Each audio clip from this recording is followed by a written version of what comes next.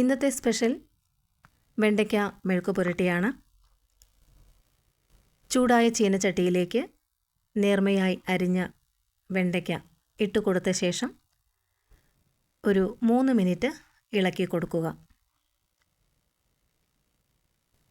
അതിനുശേഷം അതിലേക്ക് ഒരു നുള്ള് ഉപ്പ് കൂടി ഇട്ടിട്ട് നന്നായി ഇളക്കാം.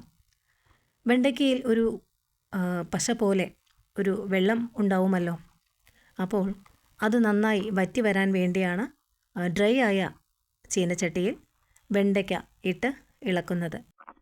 ഇനി ഇതിലേക്ക് നല്ല പൊടിയായി അരിഞ്ഞു വെച്ച ഒരു വലിയുള്ളി അല്ലെങ്കിൽ ഒരു മുറി വലിയുള്ളി ആയാലും മതി, ഒരു പച്ചമുളക് 4 കഷ്ണങ്ങൾ ആക്കിയത് കൂടി ചേർത്ത് കൊടുക്കുക.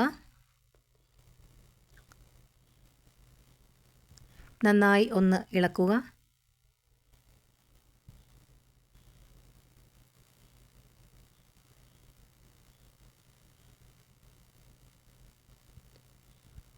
അതിനുശേഷം കറിവേപ്പില ചേർത്ത് കൊടുത്ത്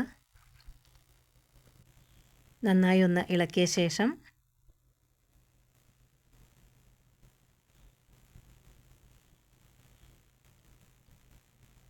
നമ്മൾക്കിത്തിരി ഉപ്പ് കൂടി ചേർക്കാം.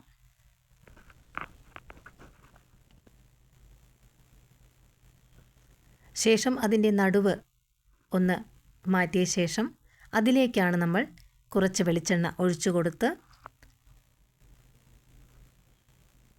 ഒരു 1/4 സ്പൂൺ മഞ്ഞൾപ്പൊടിയും 1/4 സ്പൂൺ മുളക് പൊടിയും, നമ്മൾ പച്ചമുളക് അതിൽ ഇട്ടിട്ടുണ്ടായിരുന്നല്ലോ, അപ്പോൾ മുളക് പൊടി വളരെ കുറച്ച് മതി. ഒരു 1/4 സ്പൂൺ മുളക് പൊടിയാണ് ഇവിടെ എടുത്തിരിക്കുന്നത്. നന്നായിട്ടൊന്ന് ഇളക്കി കൊടുക്കുക.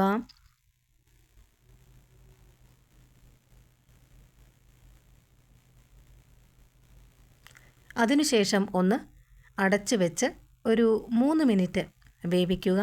ഒരു തുള്ളി വെള്ളം പോലും വേണ്ട ഈ തോരന്. വളരെ ടേസ്റ്റിയായ മനോഹരമായ സിമ്പിളായൊരു മെഴുക്ക് പുരട്ടിയാണ്. എല്ലാവർക്കും ഇഷ്ടമാവുമെന്ന് കരുതുന്നു.